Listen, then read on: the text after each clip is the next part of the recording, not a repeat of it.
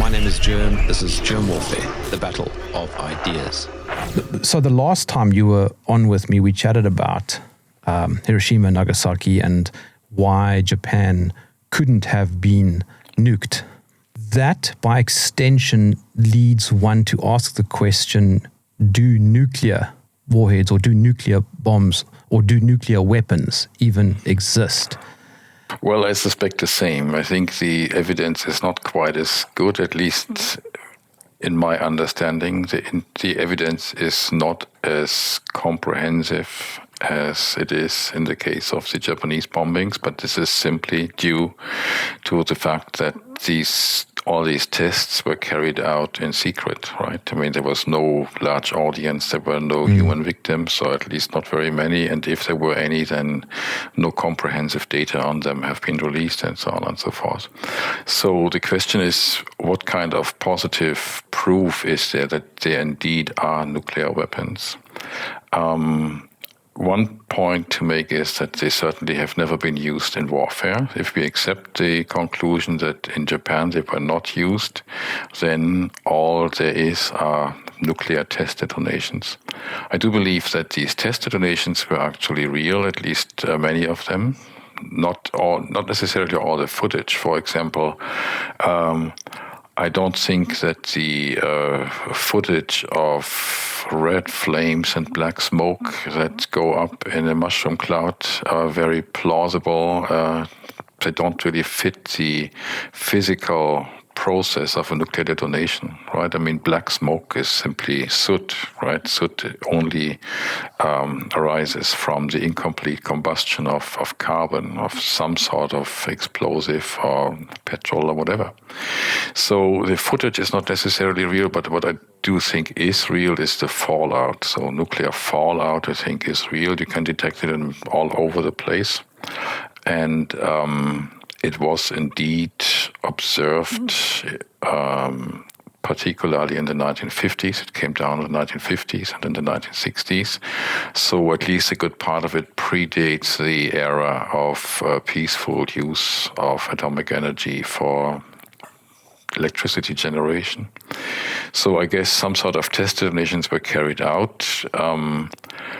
Whether the devices that were exploded in these tests were really suitable as nuclear weapons is a wholly different question. We don't have any proof positive for that.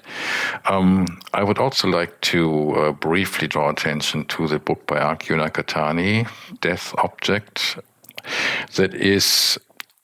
Yeah, right. So this guy, I think it's not his real name. I think he is writing under a pen name, but nevertheless, the claims to expertise as an applied mathematics professor are credible from the style of his writing. I think there is enough technical explanation there that gives the impression he knows what he's talking about. And he claims to have carried out computer simulations of nuclear detonations of the devices of the types that were allegedly used in Japan, right? We have the uranium bomb in Hiroshima, the alleged one, and then the alleged plutonium bomb in Nagasaki. And he claims that his calculations gave the result that neither device could have worked. Unfortunately, he does not give any details, and I myself lack the expertise to carry out such simulations. So it would be great if somebody that does have the expertise would actually try to reproduce that work. It should be possible for a person with a good background in theoretical physics, nuclear physics, and so on. These people should be able to do it, and I think it would be great to simply try to carry out these simulations again and then make the results public. That would be an excellent contribution to the debate. But failing that, I think we can still say there is no proof positive that atomic weapons really work. And I guess that also leads us to current events, the Iran war, right? The war that is waged by United States and Israel on Iran, which is justified with the supposed need for preventing Iran from acquiring nuclear weapons. Now, one striking aspect of that is that both of the aggressors, the United States and Israel, claim to have nuclear weapons. Even in the case of Israel, it's only wink, wink, nudge, nudge, but everybody is supposed to believe that Israel has nuclear weapons. I think that's the intended effect. And also, apocalyptic threats have been uttered by the United States, by Trump on Iran. He has said he plans to bomb Iran into the Stone Age if they don't comply with his demands. So that would essentially call for the use of nuclear weapons, right? If you have trouble to inflict that sort of damage, the intended sort of damage using conventional weapons, why not simply use nukes? But he has not threatened the use of nukes, neither has Israel, and it is also remarkable that Iran does not seem to be at all afraid of such use of nuclear weapons against it, because they have defied the aggressors, they have struck back hard, and they have threatened to escalate further in case of any further attacks on Iran.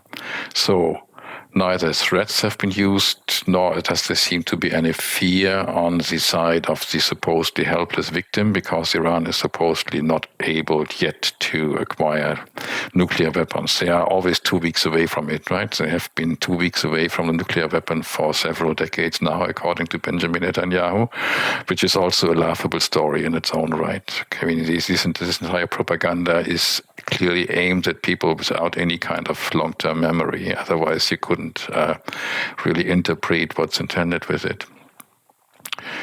Another point is that Iran itself, even though it is obviously under siege and has been threatened for a long time with Israeli and American aggression, has staunchly refused to actually initiate a nuclear weapons program. They have even gone so far. The previous leader, the elder Ayatollah Khamenei, had even issued a religious fatwa, right? So he had issued a religious ban on the creation of nuclear weapons, which is really quite interesting. So Iran has not pursued a nuclear weapons program, which is quite remarkable considering their obvious technological expertise. I mean, they have shown they can build hypersonic rockets, so I guess simply building a weapon that was already technically feasible, supposedly some 80 years ago, that should be well within their reach. Okay. Another point that undermines this entire idea that Iran must, by any means possible, be prevented from enriching uranium to bomb grade, which means to something like 80 or 90%, is the circumstance that in the history of the world, only one atomic bomb, only a single one actually was supposedly a uranium bomb. That was the one dropped on Hiroshima, if we are going along with the official story.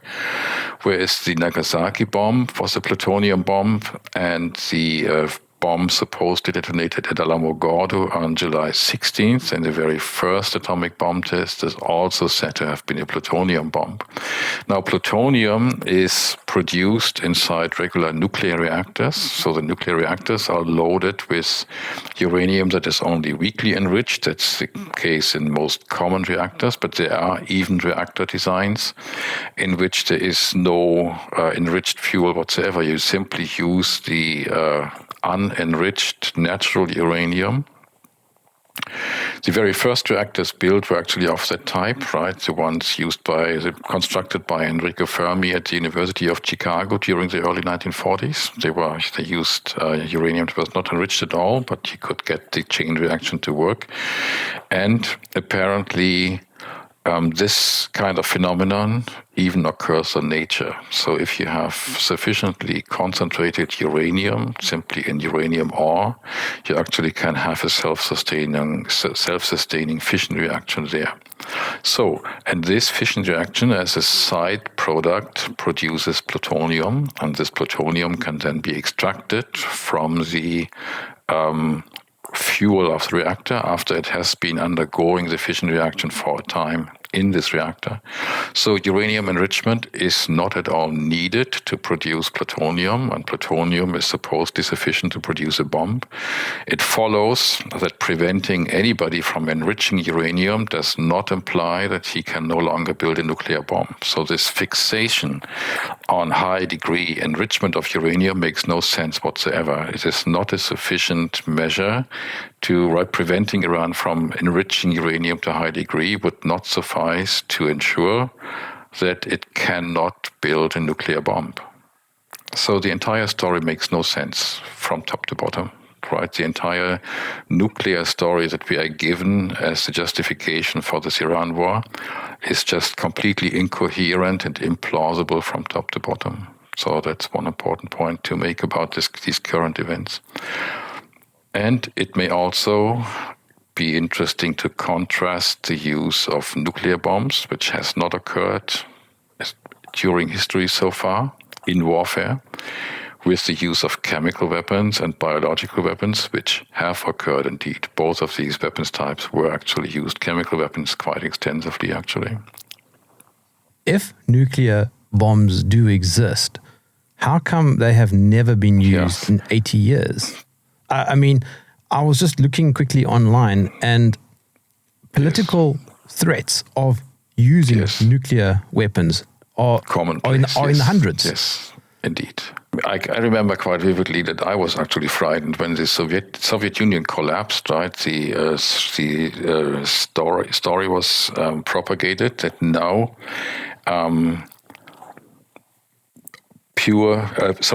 poor nuclear engineers from the Soviet Union would be amenable to bribes and buyouts and this kind of thing. And so now the nukes and the nuclear fuel from the Soviet Union, from the decaying Soviet Union, would be spread all over, and all kinds of madmen would now in Central Asia and elsewhere, or in Africa, could now cheaply acquire nuclear weapons and use them. So I thought actually at the time that was indeed a very uncomfortable prospect, but it has not come to pass. It never happened. The Cuban Missile Crisis was also a real cliffhanger, but we always managed a happy ending. So that is always quite interesting. Well, listen to this, Michael. So here we go. So in 1945, we had threats to drop more until Japan surrendered. 1948, Truman threatened to use nuclear weapons. In 1950, Truman threatened to use nuclear weapons in Korea. In 1953, Eisenhower threatened China. In 1962, the Cuban Missile Crisis. In 1969 to 72, Nixon was threatening North Vietnam. 1973, more threats from Nixon to deter the Soviets. 1991, Bush used nuclear threats. 1995, Clinton used nuclear threats against North Korea. And in 2005, U.S. contingency plans for nuclear strikes on Iran under Cheney. Yes. Right. And the list just goes on. So we already had nuclear. I didn't recall that we already have had nuclear threats against Iran. So I mean, if Iran was convinced that nuclear weapons are a real threat, I mean, they would have every reason to build one themselves, right? And even with this background, they don't. So I think this Ayatollah Khamenei, I think he knew some things that not many people know.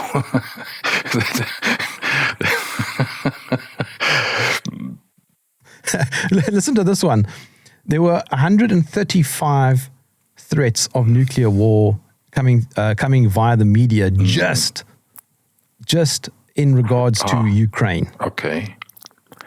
Right, yes.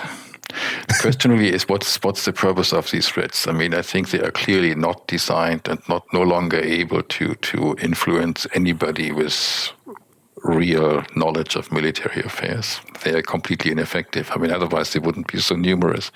I mean, if nobody ever makes good on these threats, then obviously they are not designed to influence the opposite party. So I think this is psychological warfare, really. I think this is really, I think at the world public at large. I think it was actually the case from the very beginning. I think the entire nuclear scare story was really to influence the masses. It was not so much to influence any government or something like that. But Michael, the counter argument is, because I've asked this question, and the counter argument is, yes, but if nukes are used, yes, the world will end. Right. Okay. Well, I've heard it, yes, but I don't see why it should end, I mean, obviously the numerous atomic bomb tests in the 1950s and 1960s didn't end the world, right? I mean, they created some fallout all over, and you can estimate that they will probably collectively have induced a certain number of cancer cases that otherwise wouldn't have occurred, and leukemias. That is not unlikely, but it's not world-ending. I mean, if these things had been set off in the middle of a large city, and if indeed they were as destructive as they are claimed to be, then, well, this large city would probably have been destroyed. But I mean, other cities have been destroyed. For example, the one city that was the most thoroughly destroyed in World War II, and I think also since, I'm not aware of any similarly large bombing since, was Dresden in East Germany. Official history now tells us that there were 25,000 casualties. But if we look at the records of the German army and the city police of the time, they actually counted 250,000 dead. I don't see any sound basis for doubting those numbers. So I think that's a far more likely number. It's also much more in keeping with just simply the aspect of the city. I mean, it was really thoroughly destroyed. You may have seen pictures. You probably have seen pictures. The official story that's nowadays peddled says that when the train station, the central station of the city, was destroyed during this bombing, all of 3 people were killed in that facility. Does that sound credible? I mean, the city was teeming with refugees, right? So the central station must have been crowded, and the bomb attack there must have obviously have many more casualties than just these official number of 3. So this is just not credible. These modern stories are not credible. And I mean, Israel could easily wipe out Gaza indeed, with nukes you're right. if it really wanted. Gaza is approaching similar dimensions, right? I mean, it took them longer, but in principle, yes. I mean, both of these examples illustrate that you can do enormous amounts of damage with conventional weapons already. And then you have other killers that accompany warfare, such as plain old hunger. Right. I mean, during World War II, we have had starvation in Iran. Iran at the time was divided between British and Russian occupation. And there was, for some not very compelling reason, there was a famine there. Okay. Another famine occurred in the likewise British-controlled Bengal, what's nowadays Bangladesh. In both areas, I don't know the exact numbers, but in both cases, several million people were killed, simply due to starvation. Then you have epidemics, right? I mean, you have this particularly of concern in prison camps, prisoner of war or refugee camps and so on. If hygiene breaks down, then you have enteric diseases that run rampant, and these can kill many people. So war is always destructive. And if you translate this to modern conditions, right? I mean, in modern times, we have population densities in many parts of the world that far exceed anything that was there in some 80 years ago, right? I mean, 80 years ago, the world population was less than a quarter than what it is today. And also agriculture. I mean, this has become possible due to the widespread use of chemical fertilizers, right? I mean, they have really increased crop yields very substantially. Nowadays, agriculture is dependent on the continuous supply of fertilizers, agrochemicals. If that is overall a good thing or not is a separate question, but the crop yields using current technologies depend on the continuous supply of agrochemicals.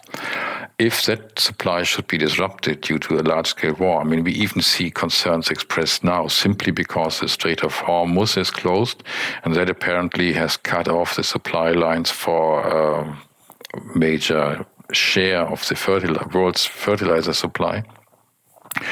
Even that already raises the specter of starvation. Now, imagine a large-scale war, a truly large-scale war that involves all the great powers. Then you have essentially a complete breakdown of world trade.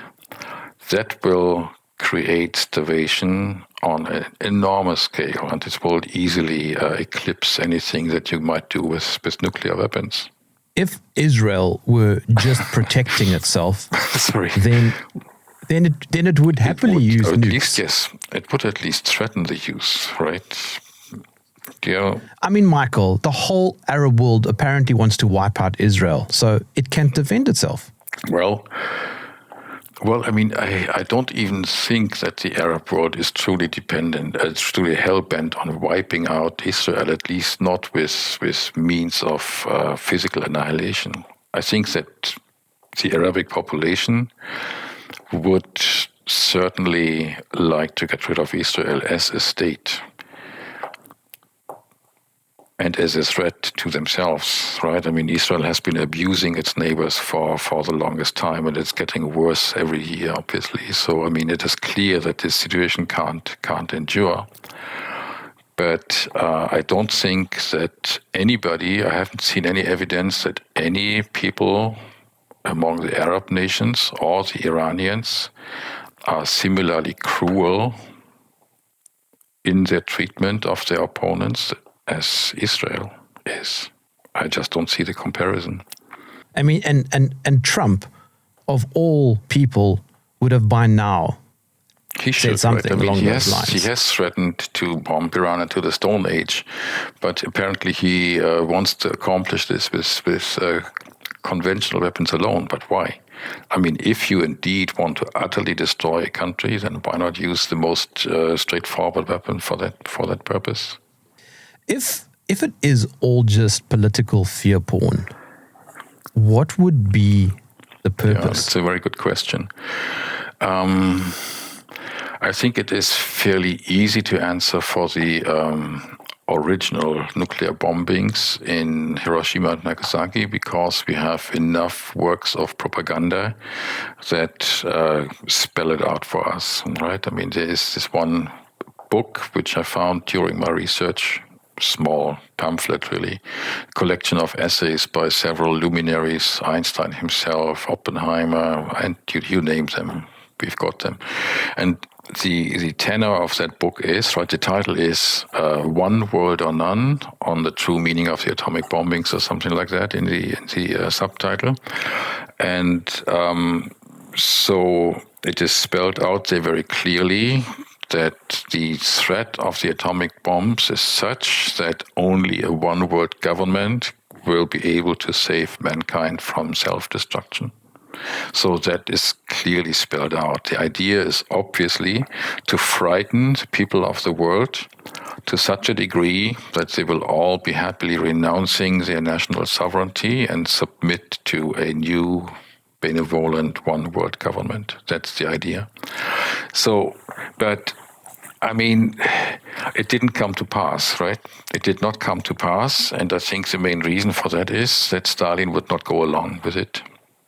I think the United Nations, or the people behind the United Nations, which was basically the Americans, I think they tried to persuade Stalin to go along, but he just simply wouldn't. He would not give up his own hold on power on the Soviet Union, and so therefore the world government at the time came to nothing. And I think that many other scares since, for example, climate change and COVID and this kind of thing, right? If you listen to the official propaganda, the tenor is always that nation states cannot cope with these threats, so therefore we need to remove the exercise of power from the nation states, and we have to centralize power.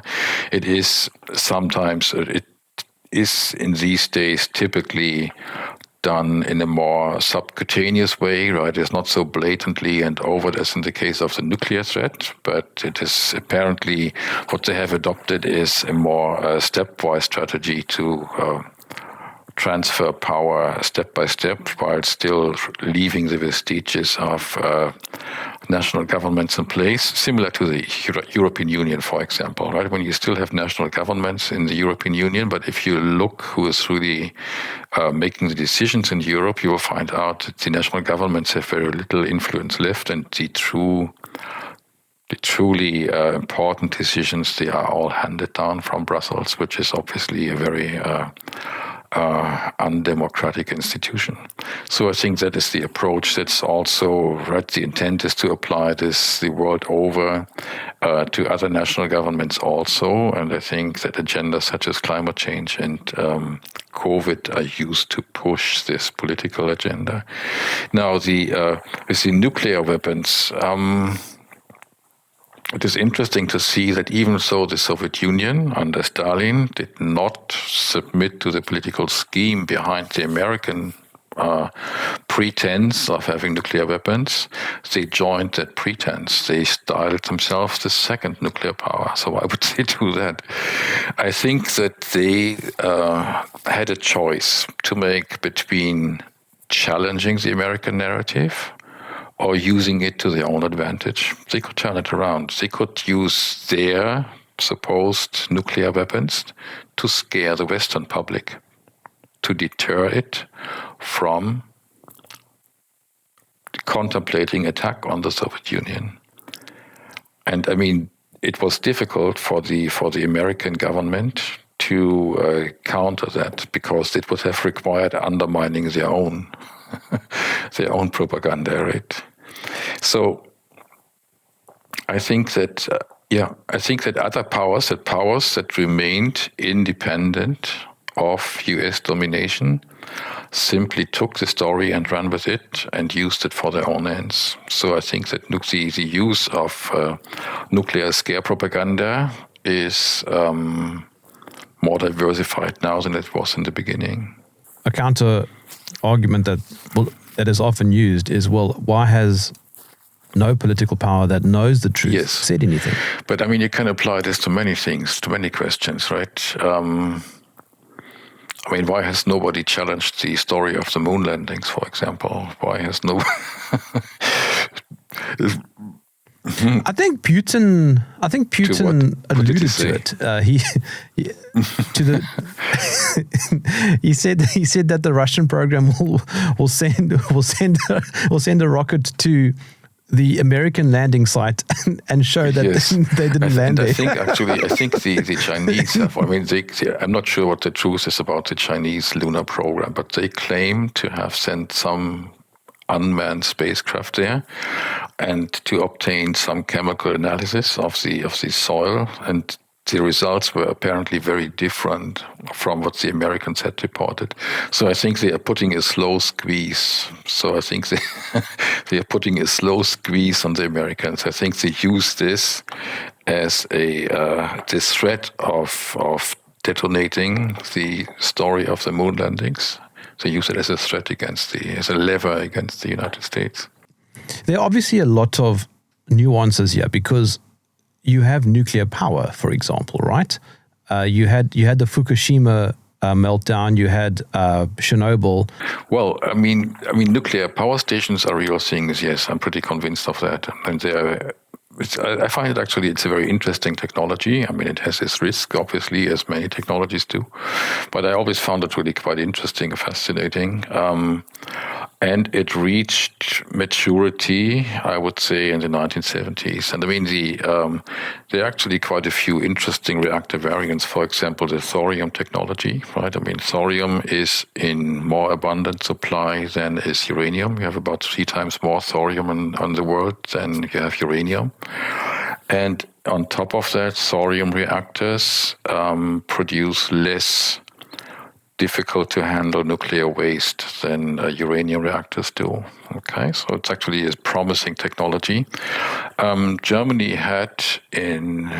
it was started sometime in the middle of the 70s, I think. I don't recall the exact year now. They had built a thorium reactor on a scale of 300 megawatts output. So that's about 1/4 of a regular sized uranium nuclear power station. So it was a prototype, not full scale, but certainly large scale enough to make some meaningful observations.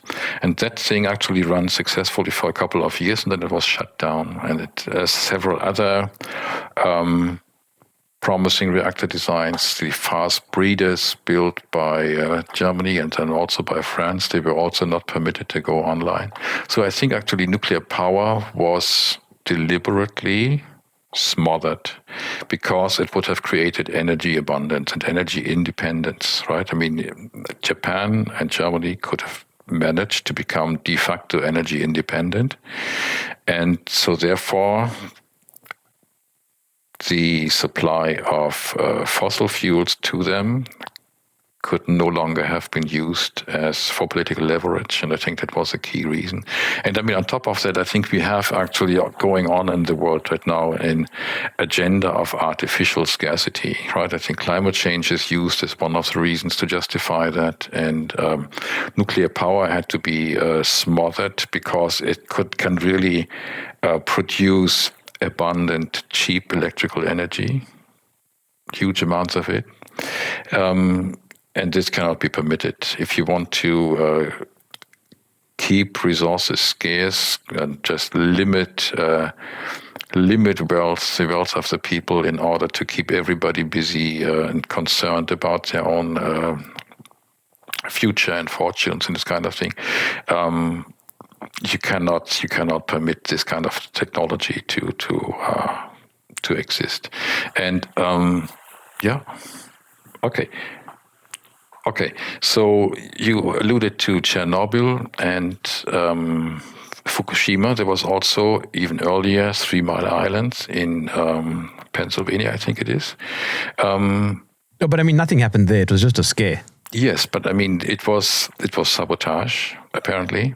It was just a scare, yes.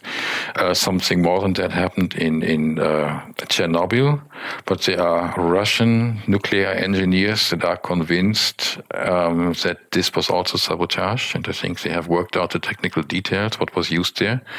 Apparently that's really beyond my pay grade, but some sort of nuclear fuel elements that were not intended for this kind of reactor, but rather for something completely different. I think it even was for nuclear submarines.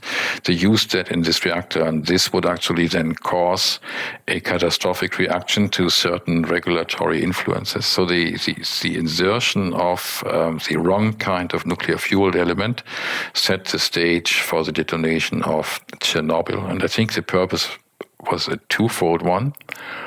One was to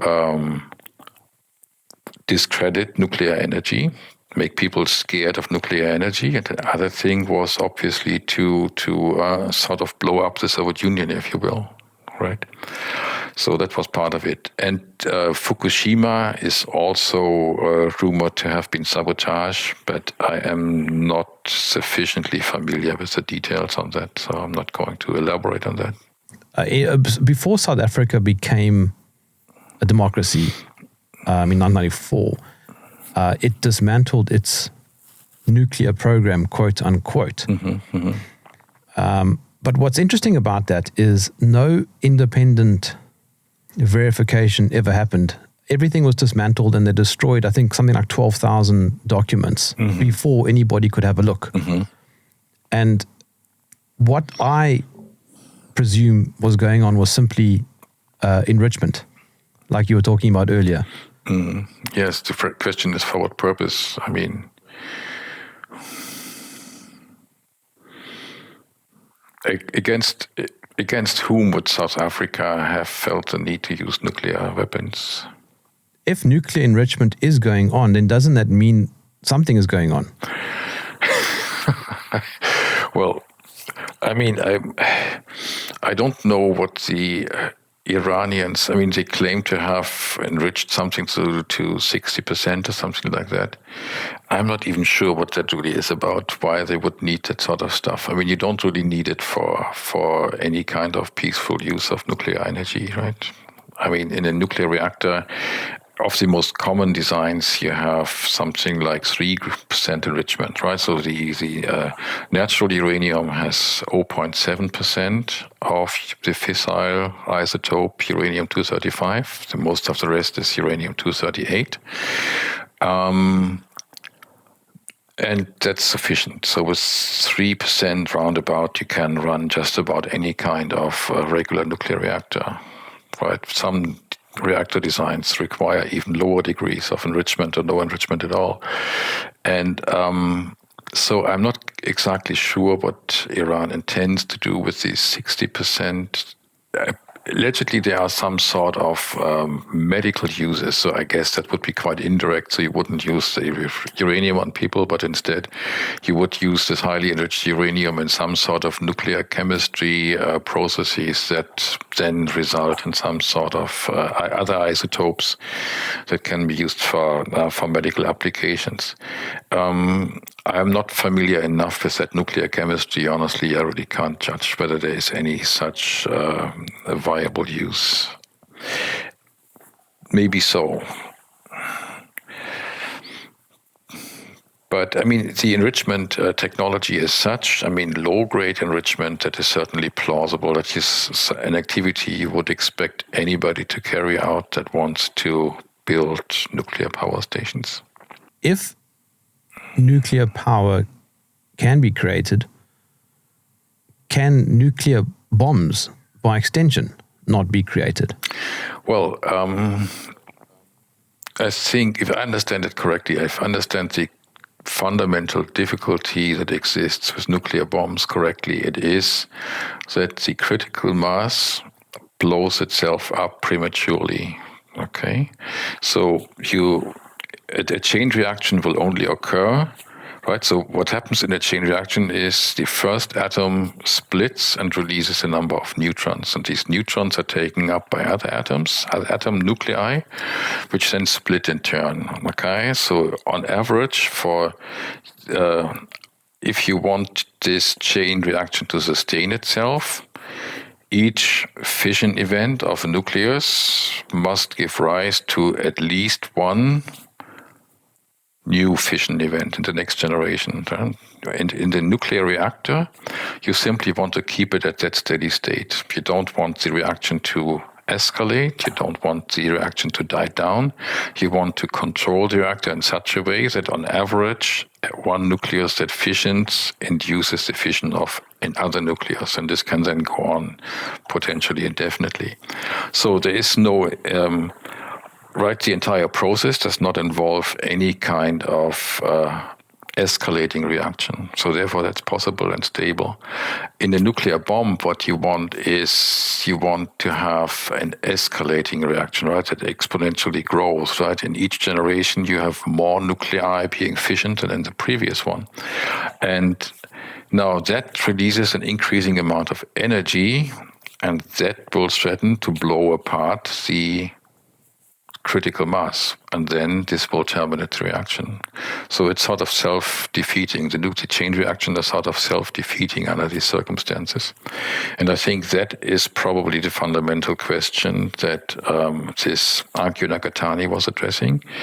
This can only really be prevented if the chain reaction builds so fast that simply due to inertia, the unfissioned atoms cannot be blown apart. So it is such a sudden process that it can envelope the entire critical mass at one time, immediately, before it has enough time to blow apart. So the question really is, the fundamental question really is, what is the maximum speed of growth of a chain reaction? Okay? That is, I think, the fundamental question. And this question does not arise in a nuclear reactor. So therefore, nuclear reactors, which with their steady state process, they are feasible, whereas nuclear bombs might be inefficient. Now, if that is so, the question then arises, what actually happened in those nuclear bomb tests that were carried out later on? I mean, we have all this fallout. So that means that these chain reactions they had indeed progressed to such a stage that they produced these fairly large amounts of fission products and so on. So how was that engineered? My approach, what I would attempt to do if I were asked to fake a nuclear test, it would be to build a very strong containment. And inside that containment, I would simply place a regular nuclear reaction. I wouldn't bother with high enrichment and so on. I would just use low grade, just regular reactor fuel. And then I insert the control rods, which keep the nuclear reaction in check. I seal the containment and then remotely withdraw those control rods. And then this should actually simply cause a similar process as in the reactor in Chernobyl, right? So the chain reaction builds, heat is released, and so on and so forth. Now, this can continue inside this strong containment until that containment bursts. So the progress of the chain, or the extent of the chain reaction, would in effect be limited by the strength of the containment. So that means it should be possible to fake a nuclear reactor or reaction inside a deep mine shaft, which is exactly by coincidence what the North Koreans are supposed to have done. They have set off some sort of nuclear detonation inside a deep mine shaft. But obviously, this is not a practical thing. You cannot really load a mine shaft onto an airplane and drop it on the territory of your opponent, right? So, but the rules of the game seem to be that you first set off some kind of nuclear device, then, quite separate from that, you launch a rocket, and then you claim now you got nuclear power, right? The supposition is you can take that nuclear detonation device, put it on that rocket, and then simply deliver that rocket to your enemy. But that, so far as I know, has never been demonstrated or verified by any independent observer. I had a look online quickly, and it turns out that there are a few reasons. Okay. So it says here civilian power. This is the biggest one, but it says here the most mundane use. Right. Nuclear reactors need uranium enriched to just 3 to 5%. Okay. U-235. Then it says medical isotopes, research reactors, some using uranium enriched up to 90% produce radioactive isotopes used in cancer diagnosis and treatment. Okay, right, okay, yes. And it says here, roughly 40 million medical procedures worldwide occur annually. Right. Naval propulsion. Yes. And it says, this is where it gets interesting. The US, UK, Russia, and India all use highly enriched uranium, up to 90% enriched, to power nuclear submarines and aircraft carriers. That actually makes sense. That's a good point, because, I mean, only the uranium-235 will actually be producing energy, right? And it's probably just simply for reducing the weight.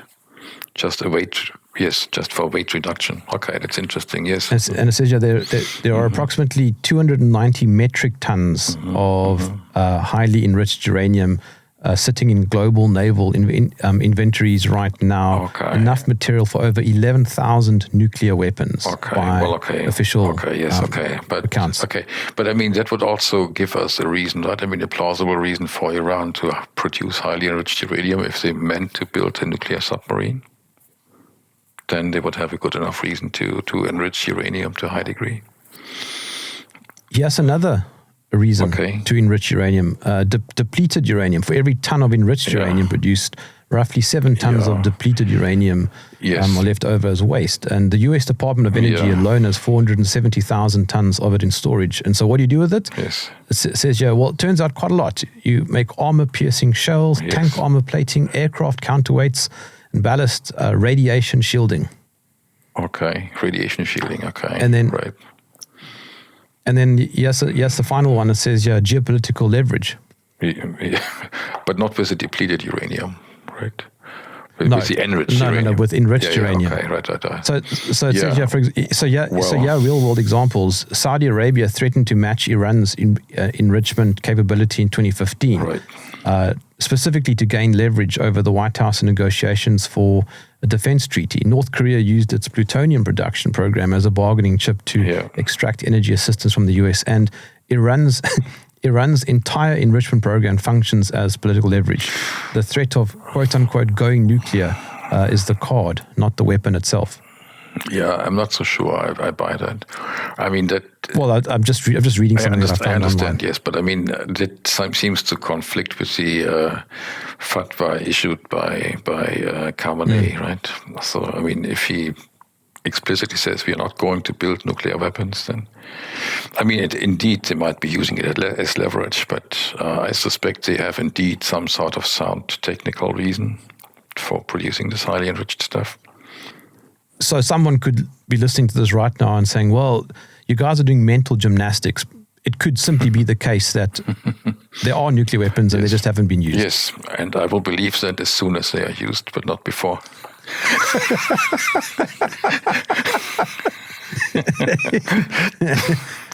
It's a very subtle distinction to be made here because people get confused between nuclear energy and nuclear weapons. Yes.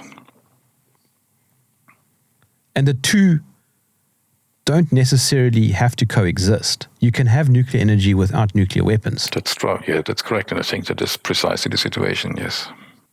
Of course, some people argue that nuclear energy doesn't exist. Yeah, well,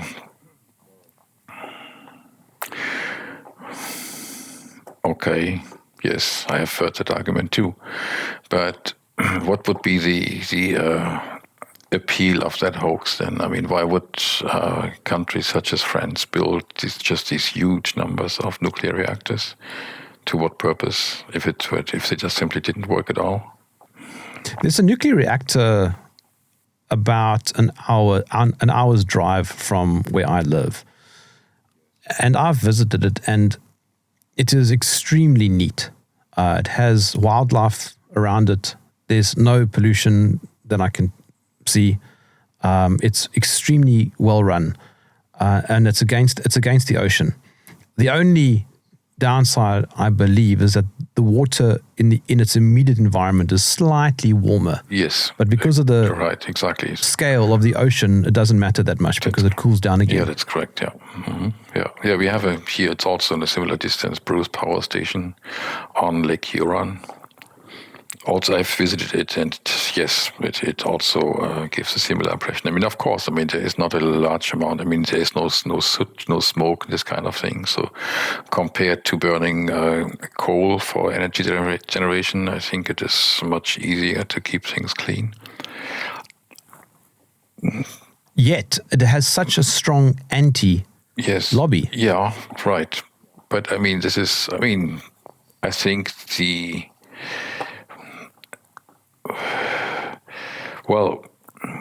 one reason is that indeed people have difficulty keeping it separate from nuclear weapons. I think if the nuclear weapons are so threatening, and you have the events in the past, right? You have Fukushima and Chernobyl and this kind of thing to point to but for example, you have Fukushima, which was also against the ocean, right? I think, I'm not sure that there will probably also be some subtle difference in the reactor design, but aside from the disasters which we have every reason to suspect of having been engineered, there are no real major disasters that have occurred with nuclear power stations. And I think the process has been well understood for many decades. It is simply, there are lots of airplanes flying around the world, the globe, right, every day, and very few actually come crashing down. So if we put our minds to it, we can make even complex technologies safe, right? We can build redundant safety systems and so on and so forth. And if they are competently monitored and maintained in this kind of thing, it's essentially a very predictable process. It's a very well understood process, right? Fundamentally, what goes on in the nuclear reactor is very well understood. And so therefore it can be controlled quite well. I think the most relevant question really is what to do in the long term with the heavy isotopes generated as a side product, right? I mean, you have neutron capture of by uranium-238, and this can build up to fairly large, heavy atomic nuclei, and then they have fairly long-lived radioactivity, and you somehow have to dispose of those. So where can you store them safely, dispose of them safely in the long term? I think that is the main question. Well, the whole nuclear narrative is riddled with propaganda and fear. Absolutely, yes.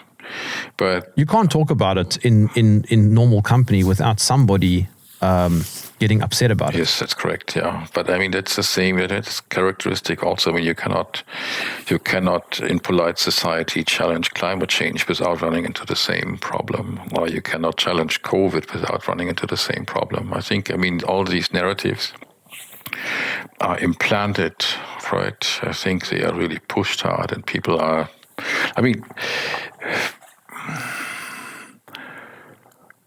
the engineering, right? The psychological warfare against the people. I think that is one of the most important topics to understand, really. And I think these are all examples of that. These are all applications. So, in other words, the Cold War never ended. Yeah. That's a good question. I mean, it seems it shifted, right? I think that, the collapse of the Soviet Union, I think, was real. And for a time, I think that the people who pull the strings in the United States and in Western Europe, they also more or less pull the strings in Russia. But I think they lost control again. So I think we have a renewed Cold War, or even a slow-burning hot war in Ukraine between West and East. And I think that the alliance between Russia and China and Iran and several other countries is real and is gaining ground in that confrontation with the West. So yes, so I don't subscribe to the view held by several of my friends who believe that behind the scenes all the governments are one big happy family, are controlled by one big power group, and that there is no real geopolitical confrontation at all. This is all theater. I don't subscribe to that view. There's this narrative of the ultimate weapon. Yes. Which is what a nuclear bomb is. It's the ultimate threat, and that's why it's never been used. Yes. And if it gets used, well, then it's Armageddon. Yes, right. So, well, you could, if these things were real, you could probably use them to create some kind of Armageddon, but it's far from the only way of doing so. For example, since the 1930s, we have had very potent nerve gases, right? There were several variants of it. The earliest ones were Taboon and Sarin, which were designed in Germany. Soman, I think, also was invented there, but I'm not positive. These are all very potent poisons that are lethal in doses of sometimes less than 1 milligram, and even the older ones are lethal at doses between 1 and 10 milligram. They are easily taken up by inhalation and by skin contact, and they are not that hard to synthesize on a large scale. Novichok, that was used in this murder case in Great Britain, right? You remember that? Maybe the Russian expat that was killed there. So these weapons have been produced on a large scale. They were produced on a large scale even in Second World War Germany. They were not used in that war, but most of it was incinerated after the war, and this incineration facility kept going for several decades. So this was the scale on which this stuff had been stockpiled. If you would simply drop this kind of stuff from airplanes. So maybe in Germany's case, in World War II, you would have loaded onto V1 and V2 rockets and sent it over to London or something like that. I think you could easily have attained mass murder on a scale exceeding that was attained, for example, in Dresden or something like that, right? I mean, obviously, London is a bigger city, so you would have had more casualties, and it would have been could have been done in a more efficient way, if you like, than using conventional bombing. So it is not the case that nuclear weapons are the only weapons of mass destruction that could be used in order to create an Armageddon. These nerve gases were, by the way, used, for example, by Saddam Hussein, both in his war on Iran and also apparently against some Kurdish rebels in his own domain. So these weapons were used, but they were not used for Armageddon purposes. So just as you can use chemical weapons on an apocalyptic scale or on a more limited scale, I think you could do the same with nuclear weapons. You would not be forced to use nuclear weapons to create Armageddon. But if you are so inclined, you probably could. We know for certain that you could do it with chemical weapons. We have those. And they were used so far only on a limited scale. But then I wonder, how do they count them if they don't exist? The US has 5,000 and whatever number. Yes. How do they arrive at that number? Is that just a thumbsuck, or is there some kind of metric that they use? Yeah.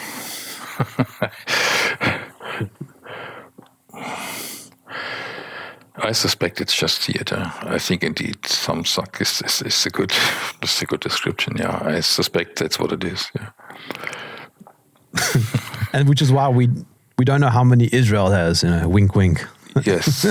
Yeah, I think I've seen a number of something like 300 or so, but I'm not sure.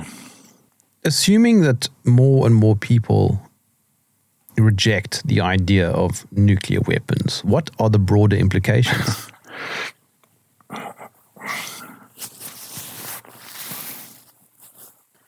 Well, the most important implication might be that they would also start questioning other narratives that they are being fed to scare them and to manipulate them. I think that would be my hope in that case.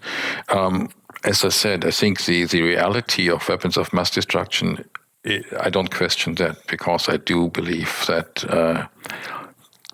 these chemical weapons are real, and I also believe that some biological weapons are real, right? There was, for example, a very extensive biological weapons program in the Soviet Union, which is quite well described in Ken Alibek's book, Biohazard. It's already several decades old, but it's a very interesting book.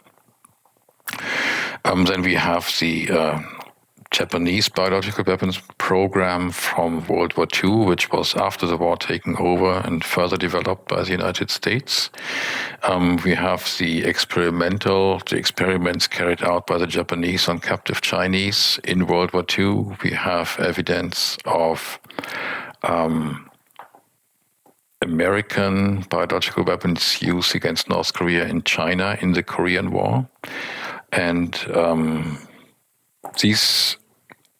I think the Soviets really took it to another level. They had gigantic manufacturing plants for anthrax, even for plague. So they figured out a way, right? Anthrax are actually naturally quite easy to work with and to adapt to biological weapons, because the germs form so-called spores, and those are very stable. So you can load those spores onto warheads, and you can just simply forget about them, and they will be just fine and working as if they were fresh a couple of decades down the road.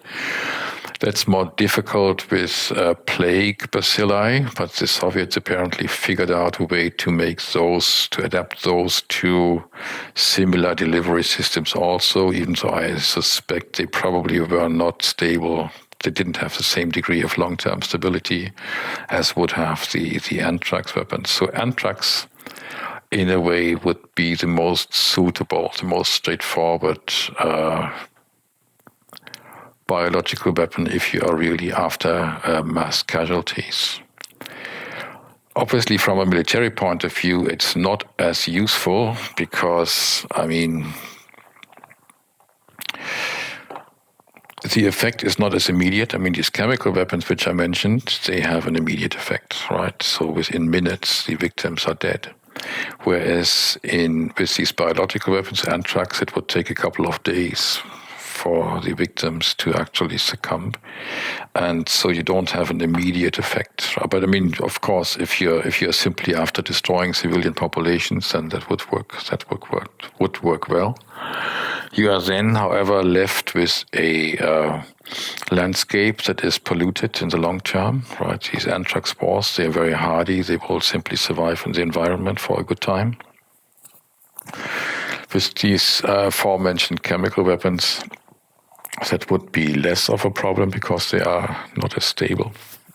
So they would spontaneously decay. These chemicals would spontaneously decay in the environment.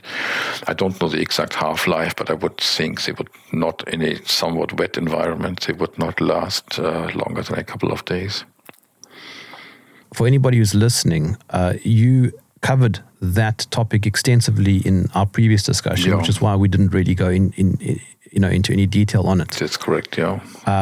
So you've argued, as well as others have argued, that Japan was not nuked. Yes, so that's right. So we had firebombing, but I think that the bombings in Hiroshima and Nagasaki, they were dressed up, right, in order to give the impression of nuclear bombings. I think very many eyewitnesses there report this flash that they saw, right, very bright flash in the sky. Now, what's interesting about that flash is that it did not blind them permanently, right? We have from later nuclear bomb tests in America, we have reports in the medical literature of soldiers who looked at these detonations from a distance of several miles, and they had permanent burns and scars on their retinas. And there's no single such case from either of the two Japanese cities. That's just one example. There is lots of evidence along similar lines, medical evidence and physical evidence that clearly rules out the idea that nuclear bombs were detonated there. So I've written about that at length. So I guess people familiar with your work, they can hunt down that book from your website, I guess. Hiroshima Revisited. That's correct, yeah. And together with my name, it will probably come up if you simply search it on the web, yeah. Most people simply won't consider the evidence. They will have their mind made up, and so therefore they won't consider the evidence. Therefore they remain convinced that it's a crazy idea. It all comes down to opening your mind, suspending disbelief for long enough to have at least invest, let's say, 10 or 30 minutes to look into the evidence. That will be enough, I think, to persuade you that you should take a thorough look at it. If you are not willing to do that, well, okay, then it's unsurprising that you won't change your mind. Michael Palmer, thank you for joining me in the trenches. Thank you, Jeremy. Enjoyed that conversation.